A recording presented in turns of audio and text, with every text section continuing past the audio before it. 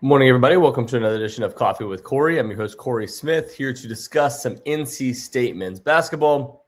NC State back in Reynolds in the Heritage game tonight against Texas Southern. This is going to be an interesting one because for NC State, you're playing in a slightly different gym than what you're used to. Obviously, they've gotten a chance to kind of warm up there and a chance to play a little bit there, but nobody on the roster outside of Paul McNeil and Jordan Snell have played inside of that arena. Maybe Colt Langdon, I think maybe Colt might have played there in the past, not with NC State or, at the same time, probably Zamichael Wilkins, but none of those guys have played a competitive college basketball game inside of Reynolds. So it's going to be a unique experience for a lot of them.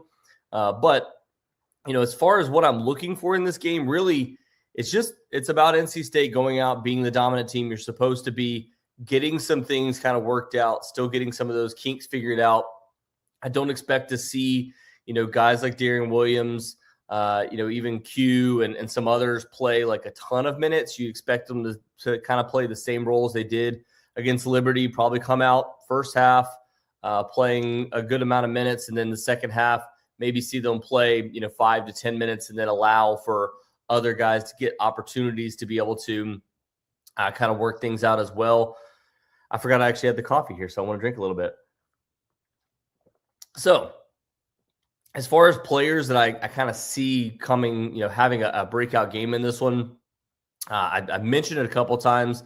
Some of the teams that they face that have had poor three-point shooting defense, NC State has really thrived against in terms of being able to shoot from outside.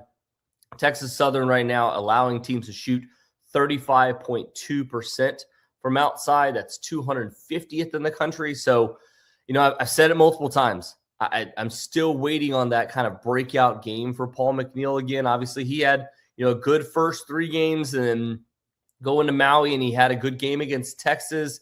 You just haven't seen it over the last couple weeks. I mean, ever since the Auburn game, it's been a struggle for him to really get going. You look back at the previous game, 1 for 5 overall, did not shoot the ball well from 3. NC State, really, in order to unlock this offense, in order for them to be better offensively, in order for them to be able to, compete early against a team like Kansas. I still go back to that first half. For NC State, the reason why they lost that game to me, again, defensive closeouts in the first half, allowing Melvin Council Jr. to get going, sure, all those things factor in. But you not being able to hit shots late down the stretch, especially at the end of the second half and end of overtime, sure, all those things factor in. But it was about making shots in the first half, and NC State simply didn't. They shot the ball 2 of 18 from three-point range. A lot of that had to do with guys like Paul McNeil, Trey Holloman not hitting shots from outside. Darian Williams didn't get going from outside until late. Trey Holloman, I think, only hit 1 of his three-pointers in that first half. So there's quite a few guys that really need to get going for NC State to be able to unlock this offense. Are things like Vinal Lubin dominating inside going to translate? No, not against the Texas Southern. Again, he's been extremely consistent, and I think he's going to continue to be extremely consistent.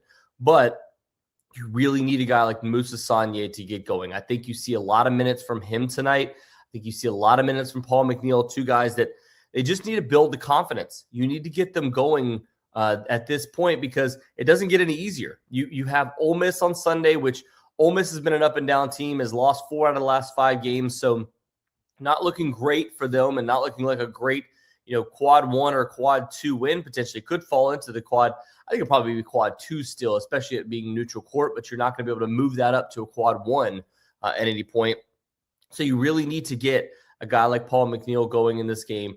I think Moussa Sanye is another one that needs to get going, or Scotty Abube. Like one of these two, you have to have some presence down in the post. You haven't had it outside of Vinal Lubin really for much of the season. Moussa got going defensively early on in the season, but he's got to, this baby deer syndrome that's been going on with him over the last several weeks, where he catches the ball down in the low post, tries to dribble it, ends up, catching a defender and then can't get out of it. That's happened several times, and you're not seeing him play what you hope for offensively. Again, it doesn't have to be high volume, just high efficiency. He needs to be a guy that if he takes 4 shots, he's making 3 of them. If he takes 6 shots, he's making 4 or 5 of them. Like, You're not asking him to take a ton of shots. You just need for him to be a presence down in the post that draws attention at least away from some of the guards, that gives other guys opportunities to be able to score, so that Vinal Lubin doesn't have to eat up 36 to 40 minutes every single night. Vinal Lubin, I think one of the best players for NC State so far this season. I said it on the last podcast. I've said it several times. Like, he's been the most consistent force for NC State, but you really need for other guys like Moussa Sanye to get going and for those guys to be productive. So that's one person I'm looking for in the post. Obviously, Paul McNeil is a guy that I want to see get going from outside. And then, one other kind of, if I'm going with a pick to click in this game, another guy that I want to see, continue to progress, I'm going to go with Allen Breed in this one. He's somebody that has played really well defensively for NC State. And Will Wade has said over and over again, like, he's somebody that's worked his way into the rotation. We didn't know we were going to get from him early on in the season, but he's continued to progress. He's continued to show that he can be somebody that's in this rotation.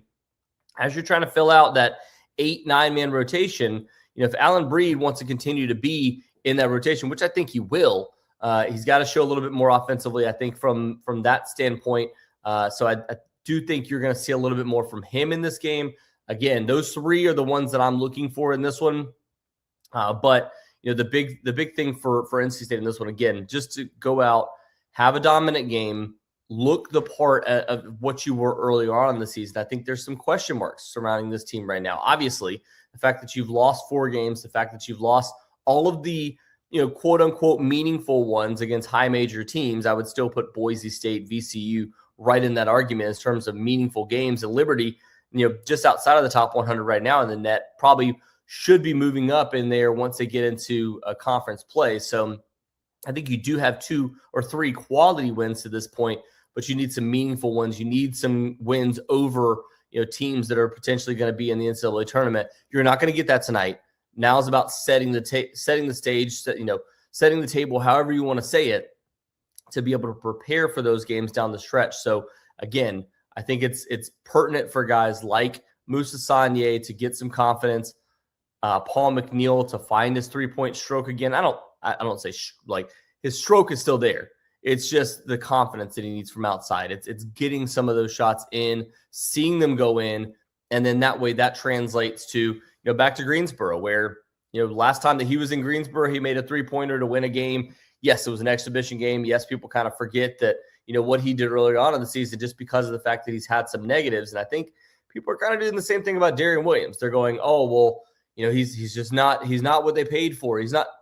Those things are still there. Like that player is still in there. It's just got to be tapped again and get going in these games. And I think once we see those, and once you get those all consistently, and Quadir Copeland and Trey Holloman, continuing to be, and Vinal Lubin continuing to be, consistent for NC State, all of those things to come together to be a good enough offense to score 80, 85 plus on a nightly basis. It's just a matter of continuing to play aggressively on defense, continuing to be efficient on offense, and that to me is what NC State should do tonight. I don't know what the final score is going to be. We'll see. I'm not really making a prediction on a tight game here. I mean, NC State could get in the upper 90s, back to 100s in this game. This is a team that's really struggled this year defensively in Texas Southern, and especially if NC State is able to hit 10 to 15 threes somewhere along those lines and be able to continue to get the offensive side of the basketball going after struggling in the first half last time out. So we'll see what this game is, what all this game entails for NC State. But Heritage game, don't forget, it's at Reynolds Coliseum. NC State looking for a dominant win over Texas Southern, looking to get back on track before you go again this upcoming Sunday against Ole Miss inside Greensboro Coliseum. We'll have much more content from this game leading up to this game and after this game. So thank you again to everybody for listening. We'll talk to you.